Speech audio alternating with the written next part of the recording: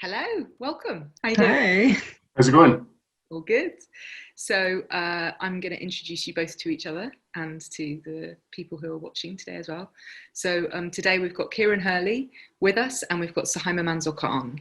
And both of these brilliant playwrights have been part of Theatre Uncut in different ways for quite a long time now. So Kieran's written, I was counting it up, it's 4 plays for us since 2000. There's a bunch of really short ones early on. I can't remember. 4 sounds about right. Yeah. So like 8 years. 8 years. Fuck. I know, right? Sorry, what is the policy? There's no etiquette. Okay. And then Suhaiymah, we met in 2017, I think, when I was like hosting you on a stage. Yeah, I think so. And you were for us in 2018 as part of the Power Plays that is just about to be released in something that I can't quite tell everybody about, but we'll be able to after Monday. So keep watching. And Kieran's most recent piece with us was Bubble, which was like this weird, prophetic, formal piece because it was all filmed on camera phone and none of the actors met. And when we were trying to pitch it to people, they really couldn't get their heads around it and you had to do quite a lot of explaining. And now like everybody does that. So and it launched, it was online as Boris was making his lockdown speech. So that's when it did its first launch. So yeah, kind of quite an odd experience doing that, but extraordinary because it got over 200,000 people watching it all across the world. We weren't expecting it at all. We didn't know if there was going to be any kind of appetite for digital theatre. Wow. And then it launched at the start of lockdown. So it was a weird set of events in a number of ways.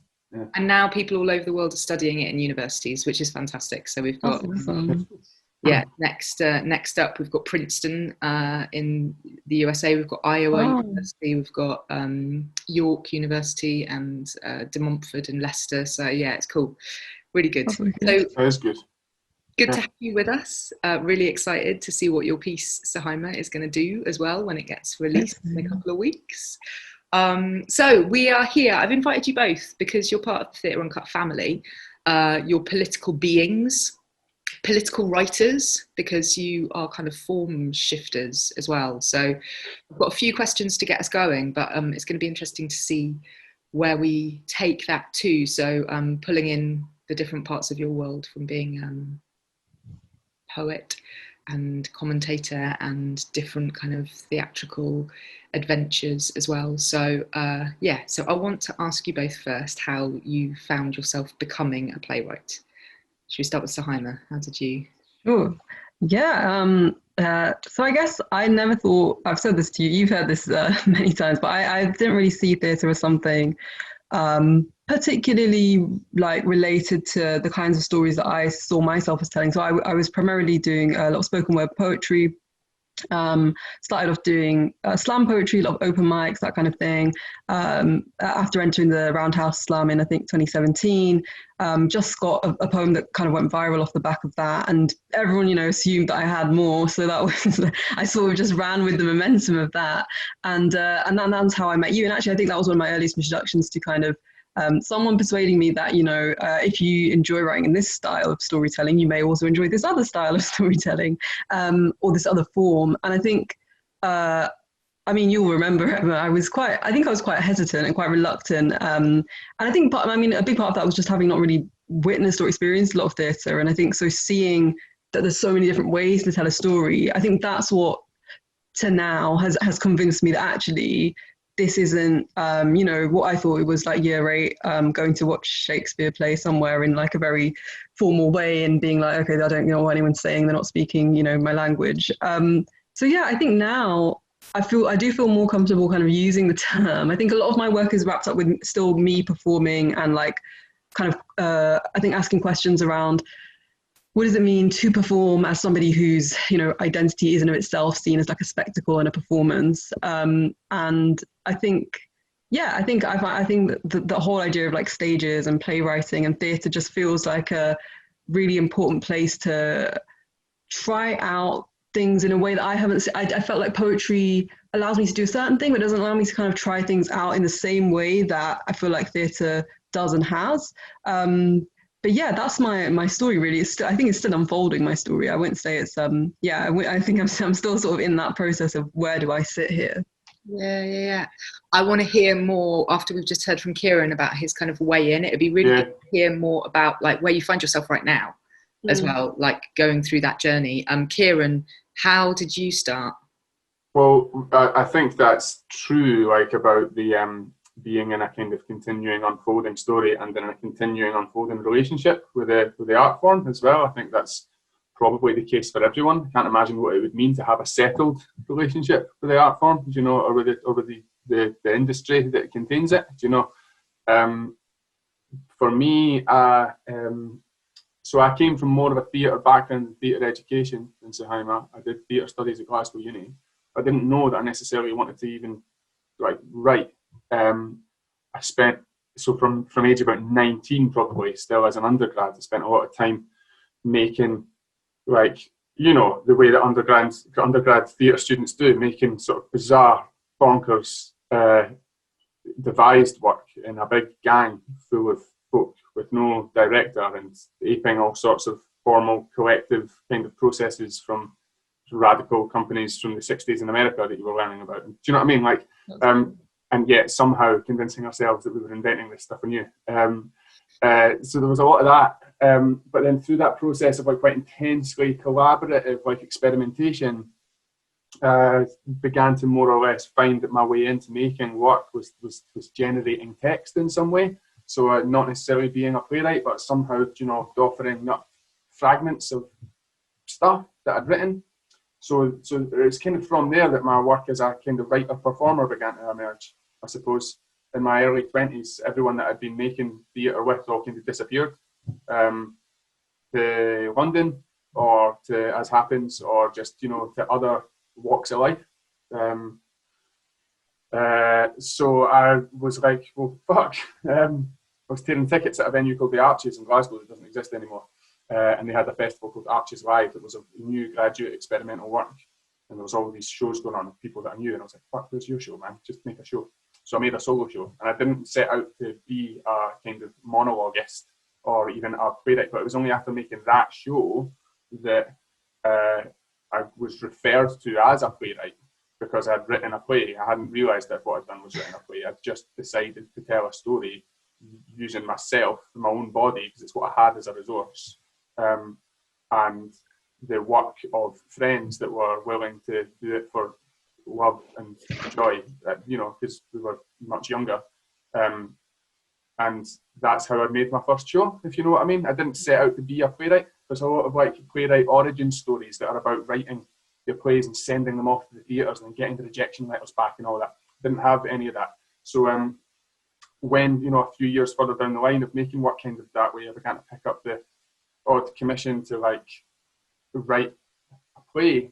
By that point, I suppose I had harboured some aspirations to do that, to stretch my capacity as a storyteller in different directions, but at the same time I didn't have the toolkit yet. So I kind of felt like I was learning how to do it the proper way, like quite like late on, whatever the proper way is. Do you know what I mean? So yeah, in some ways a more direct route because I started with theatre, but also similarly kind of roundabout and weird and haphazard and sort of following my nose and chance occurrences that have sort of led me to where I am now. I can remember the first time that I saw you both on stage, like really, really clearly. I remember being in the Arches watching Hitch. Yeah, that's the show I was talking about, yeah. Yeah, and just being really struck by just by the story, really, not really questioning anything to do with the formal part of it, just like completely going with it. And then the same with you, Suhaiymah, when you did your piece that went viral, and it was at the Downs Festival in Bristol. Yeah, and like, you know, hosting you there, but like then just watching you on stage. And it was a really similar feeling that I got with both of you, was that it didn't really matter what form it was in. It was the thing that was driving you. Like you just felt like the train inside you that was like going really fast, and everything else was just like there to serve that. And it's really interesting because watching both of you, your work and your material as it's been going along, that's not changed. That's just feels really similar. That, you know, sometimes, Suhaiymah, you're on Twitter, and sometimes you're on your website, and sometimes you're writing pieces, and sometimes they're poems, and sometimes they're plays. And what form it comes in just serves that drive of the thing that you're really trying to explore or pin down or interrogate or challenge the world with. And then the same with you, Kieran, is like whether you're directing or whether you're writing a quite straightforward piece, or a piece which is like way more expansive and shape-shifting in its formal kind of identity, you just feel like you're both people who are driven by the exploration, and the shape that comes in, and the frame that it lives inside is just to serve that, which feels like something really important to, I don't know, like to encourage maybe the audience of playwrights that may be watching this, is for you to think about that, is like, is to like be linked to that heart, to that drive, to the itch that you really need to scratch, and then let the form almost like come to serve you with that. And it could look like something that we've never seen before, like watching the piece most recently, Kieran, of yours, that was at the Traverse. And I know that was with Lorne MacDonald really strongly as a creative force in there. But that was amazing, seeing a digital reimagining of a play that had already existed, and a play that had existed in loads of different forms. Like that journey of that play before it hit stage was a long journey. And then it to have a future life after that, where now it lives in this kind of digital imagining of through one character's eyes. And watching that whole journey was extraordinary, because the drive, the itch underneath it was just the same through all of those different versions. Oh, that's interesting, yeah. You know, it felt the authenticity, the honesty of that heart was always the same. So I kind of want to ask you guys about your choices about form, and about what you decide to place those explorations in, and what guides that, what guides those choices, or whether they just come in a chaos, in a you know, a coincidence, or haphazardly do they arrive with you? Whoever. Yeah, I think that's I think that's an interesting question, because and I don't think it's something I have ever asked in the way you're asking. Like, it's not,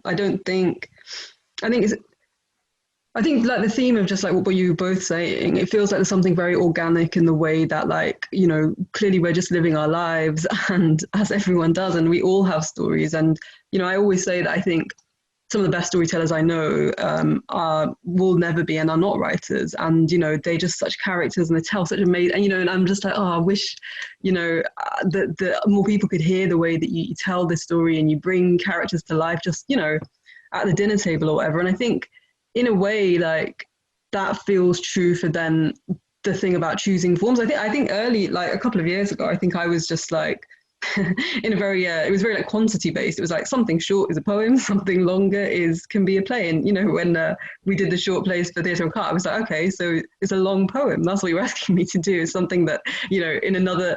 And so I think it's over time.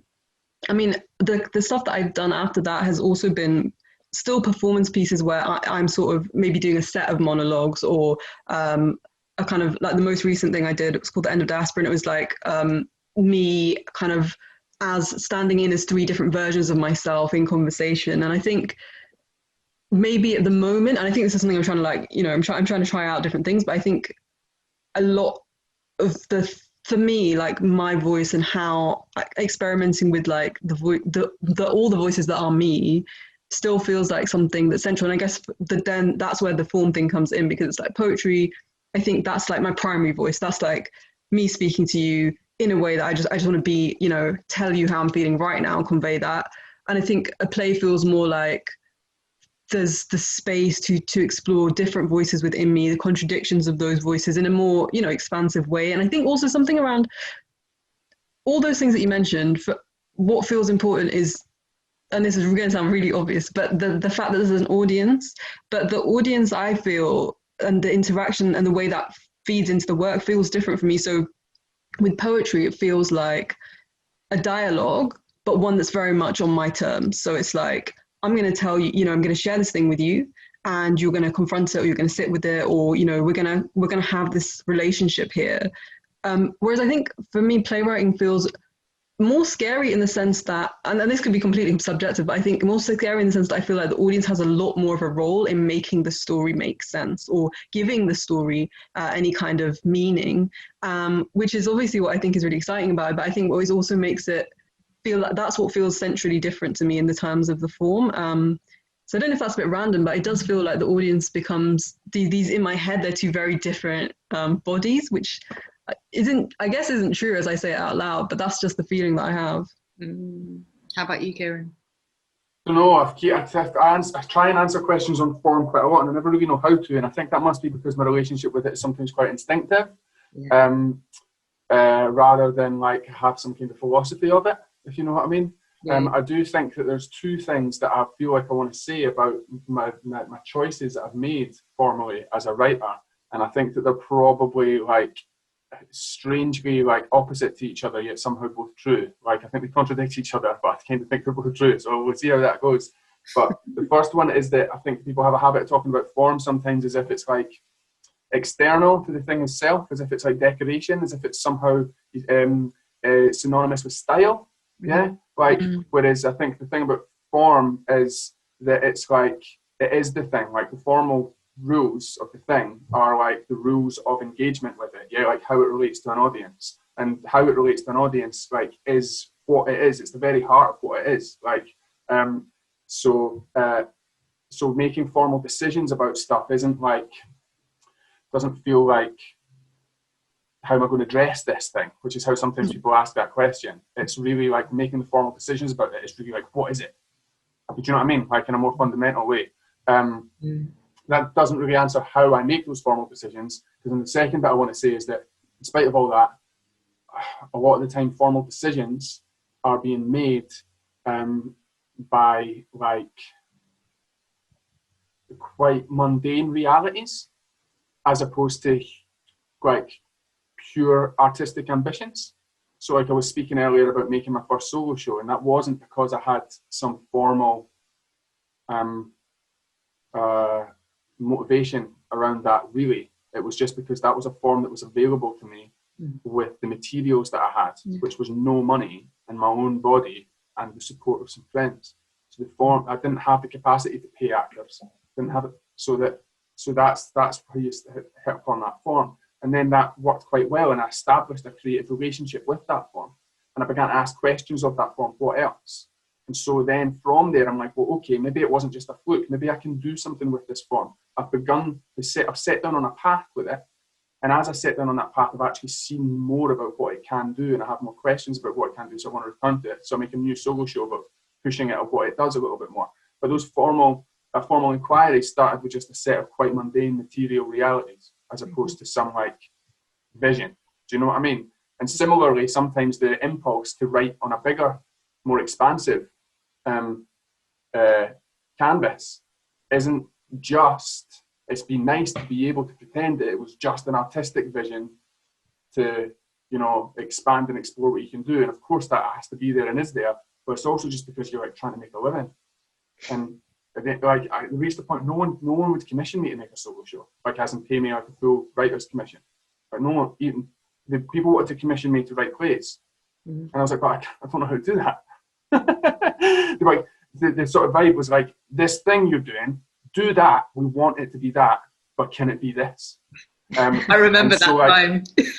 Yeah, and what was, of course, for me, I'm like, well, yeah, I want to do that, like, so yes, like 100% it can be, but also like, can it be? I don't know, because I don't know what the fuck I'm doing. So like that's like a really artistically, like and on the level of like authorship, like a really uncertain relationship with form in terms of like making those decisions. But like in terms of a response to some material realities, like a really clear one. It's like, you want to get paid for this, you've got to do this. Yeah, good. So like, okay, well, I guess I'm doing that.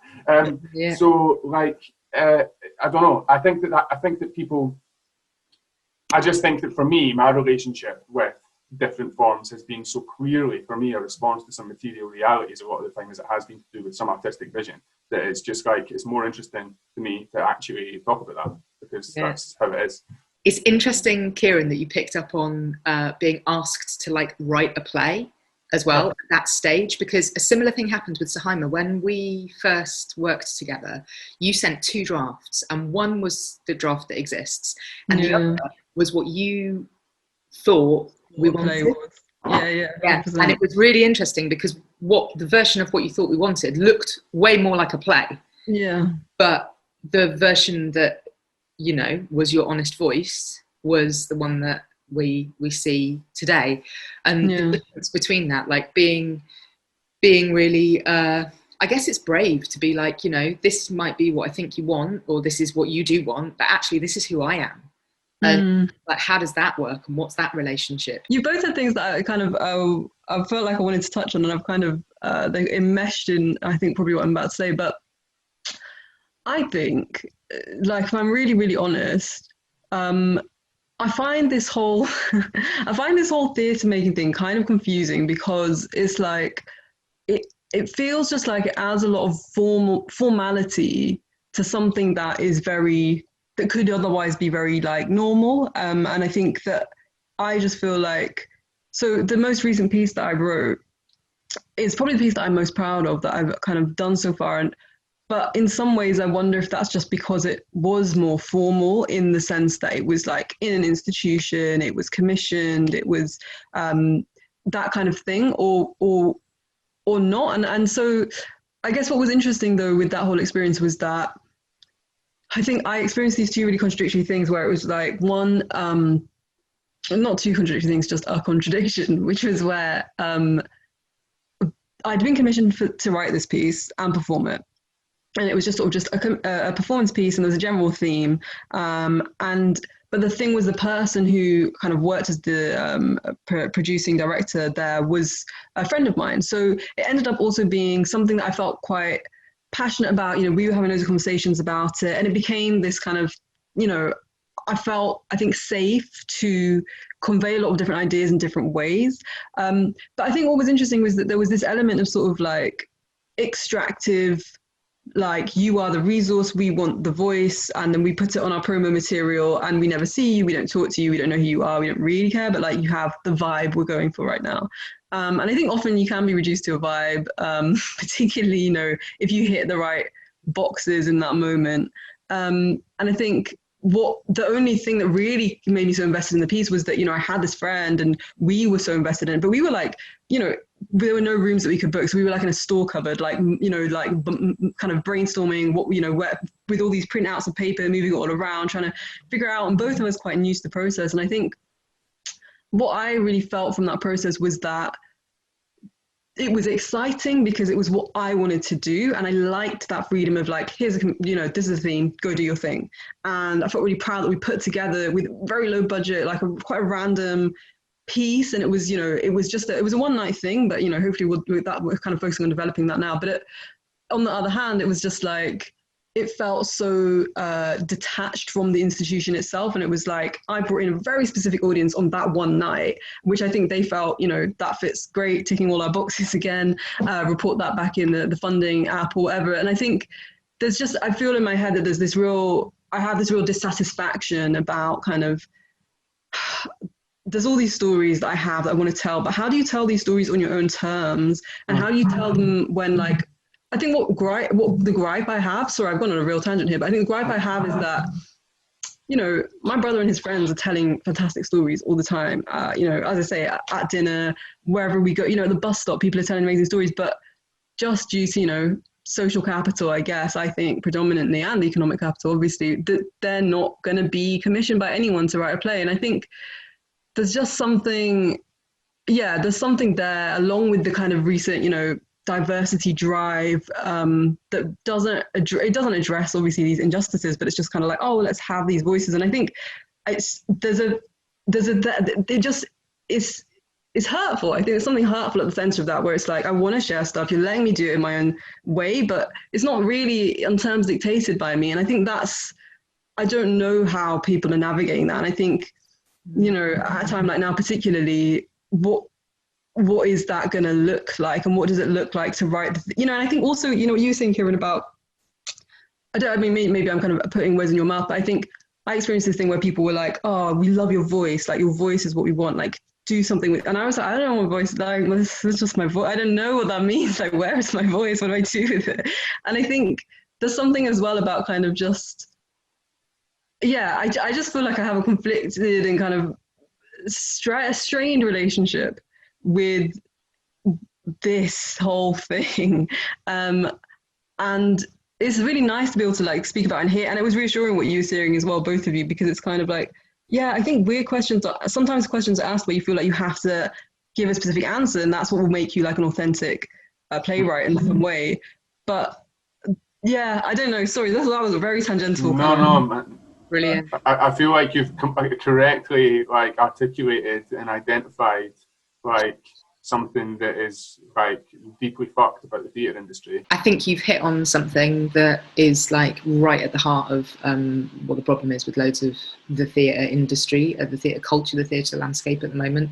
And there are some conversations that have started around it, but whether that actually leads to any action is going to be the interesting thing that happens. Kieran, what's your like? Yeah, it's really difficult to know. It's like there's huge like rumblings of discontent around this stuff. You know, you touched on some of the stuff to do with the superficiality of like diversity agendas and stuff like that. There's quite a lot of like strong feeling and mobilizing of people around some of that. But then there's also the very, very fundamental thing, even outside of all of that you mentioned about the trappings of the industry in its capacity to recycle your voice as a kind of like hashtag for funding points, like, or whatever. And you have these conversations, whoever you are in the world, like as a writer, about like your voice. And I remember finding that like just really super alien, like exactly what you said, like I don't fucking know what that is. Like it's whatever I write, isn't it? The part that you picked up on about it being like writing on your terms, how is it that you can actually go through this process writing on your own terms? Be interesting to hear, Kieran, like your experience of that, like positive moments as well, where you have been allowed to write on your own terms, or where you are right now and what that relationship is between, yeah, like who is power, isn't it? Like the commissioners are in the power positions, and we know that that's where so much of the particularly like institutionalized racism, sexism exists. Yeah. But with that also is just like inbuilt biases of some really good people that have the money in their pockets, and particularly like dramaturgs, script developers, all of that world is. Yeah, Kieran, where do you sit with that idea of like writing on your own terms, whether that's even a thing that's possible or not? Well, I just think the first thing that needs to be mentioned there in relation to some of the other stuff that's glancing off this bit of the conversation is that I'm presumably given and assumed much more elbow room to do that than a lot of other people because of who I am, right? Like, so, but I can only talk about my own experience, which is still finding that hard, if you see what I mean. So for me, I do think there's a lot of good people in literary departments across the country who really genuinely want to support writers to be able to do that. I just also think that sometimes it's hard to even know what it means for you.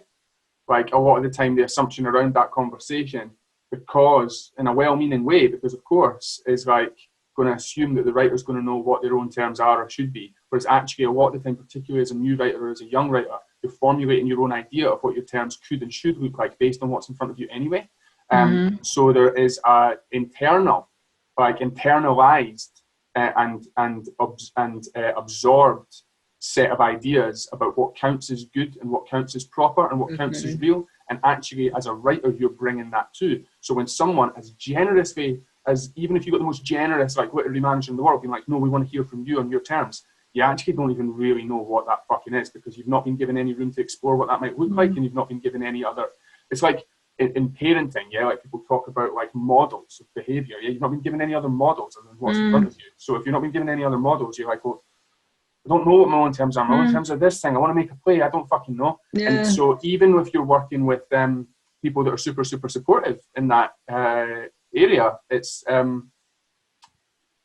that's still complicated. Do you know what I mean? Yeah. So like, I guess the other thing to say is that it's like, it's not, sometimes this conversation can go in this way that assumes that like there is this binary like tension, right, between the pure artistic vision of the writer and the mean, oppressive world of the commissioning theatre, and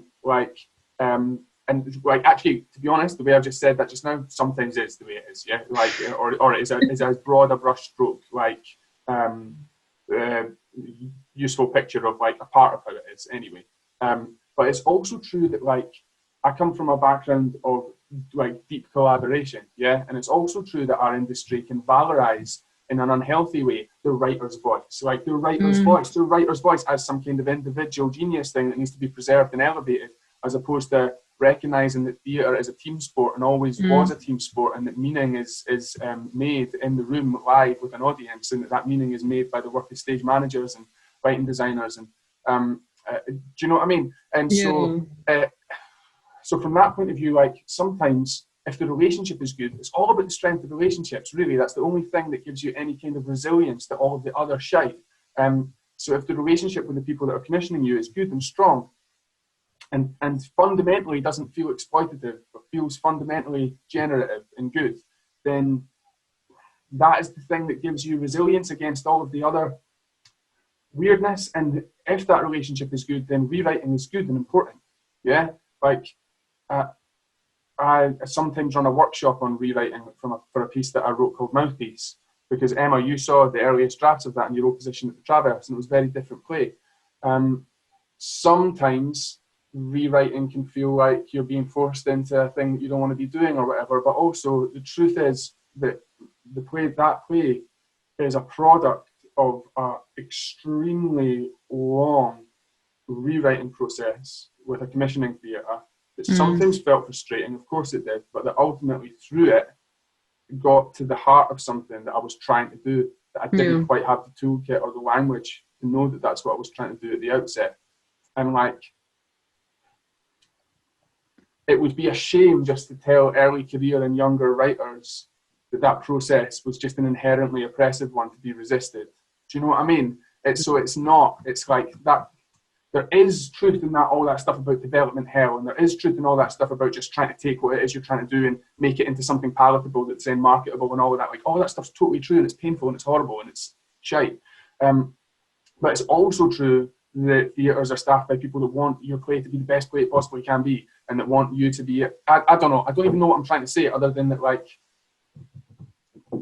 I think writing is rewriting, and if the relationship with the people that are embarking on that rewriting process with you is good, then good. And if the relationship with the people that are embarking on that rewriting process with you is exploitative and fetishizes your words and your identity and is only interested in extracting something from you, which is all too many people's experience, then that's fucked. And that does happen all the time. But the world is full of rich diversity, and so is the theatre industry, and in fact, in many ways, it's fundamentally not. But like, those things are happening at the same time a lot of the time, and that's why it's part of why it's a complicated thing to address. The thing that make any kind of sense at the moment is that inside everything that you just spoke about, like, which was like broad ranging, touching on loads of different points, is there feels like there's a level of interrogation that's happening at the moment publicly that hasn't happened in my time in theatre, and where like all of that energy into that interrogation, into the transparency, into the calls for holding people to account, holding ourselves to account now, as we get tired and we go into an autumn which has its many challenges in our like daily lives, is that we stay strong and true and honest to that interrogation, and just to keep asking and questioning and listening, like just listening as hard as we can, like from all of our different points, from like being in a smaller theatre company to people who are in like organisations to the artists themselves, so that then some of that shite,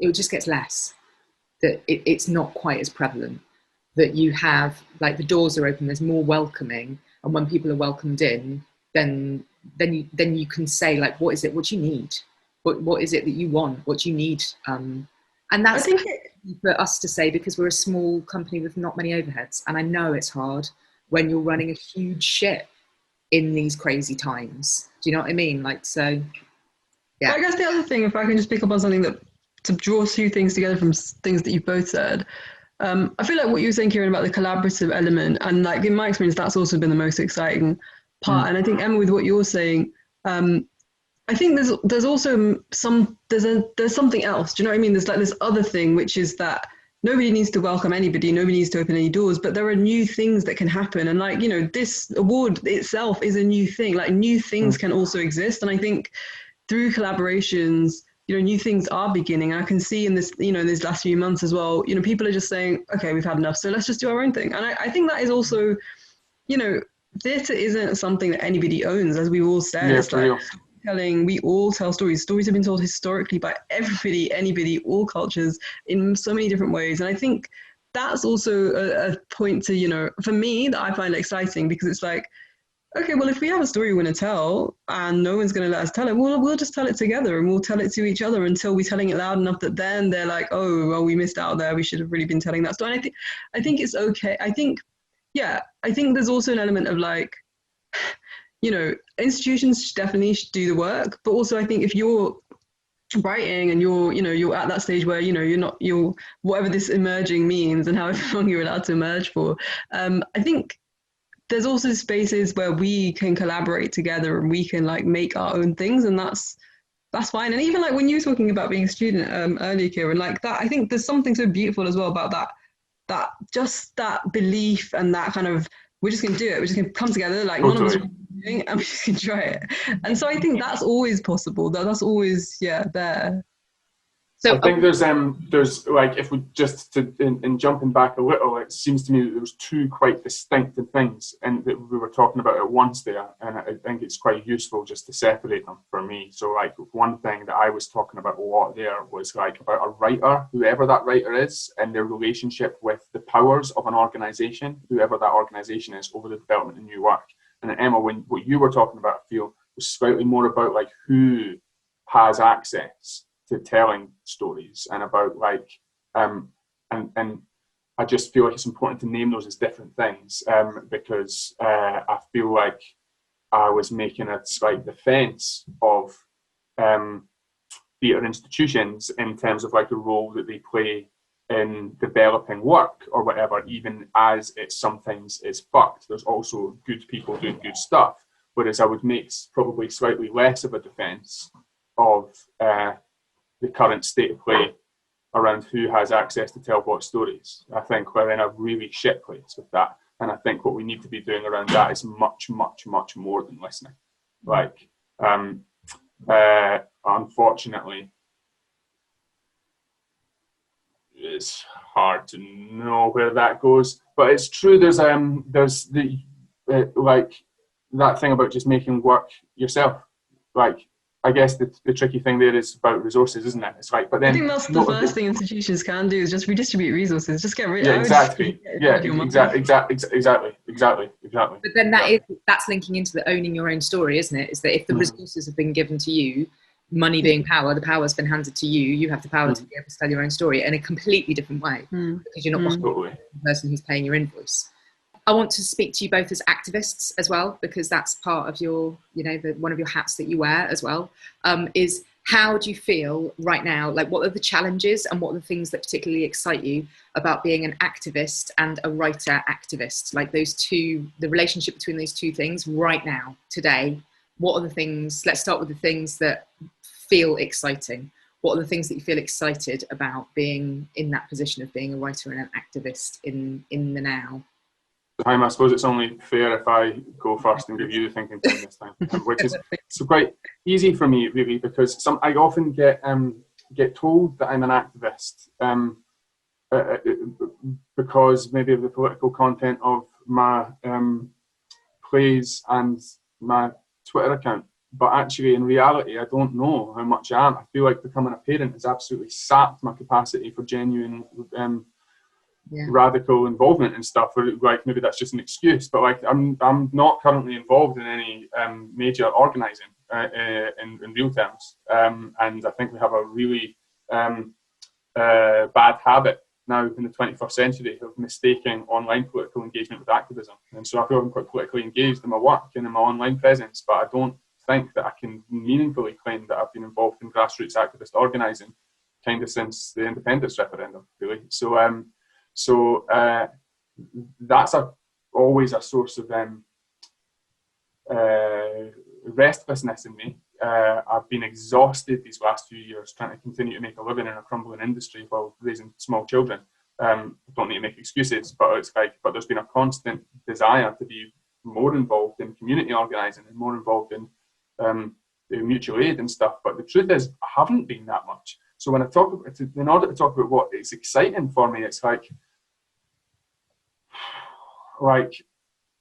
I wish we all weren't so fucking tired.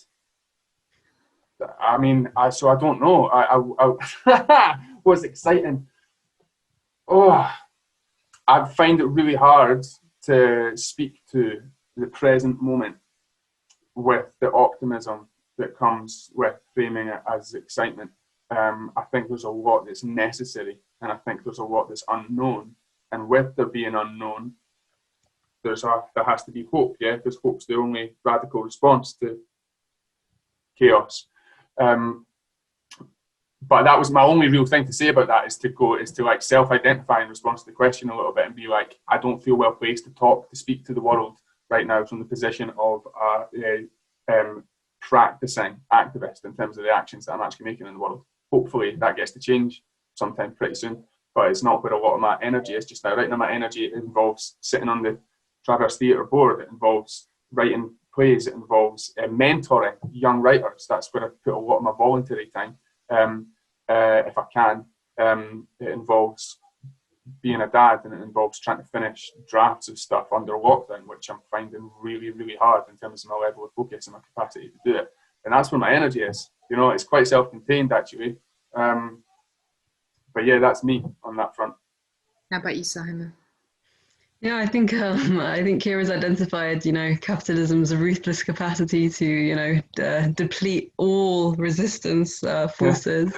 Yeah. But yeah, I think excitement in this moment. So I think it's interesting. I just to also reflect on the terms that you've described us with them. I think I feel I always try to position myself as like, in whatever I'm doing, I feel like I feel most comfortable with the term educator.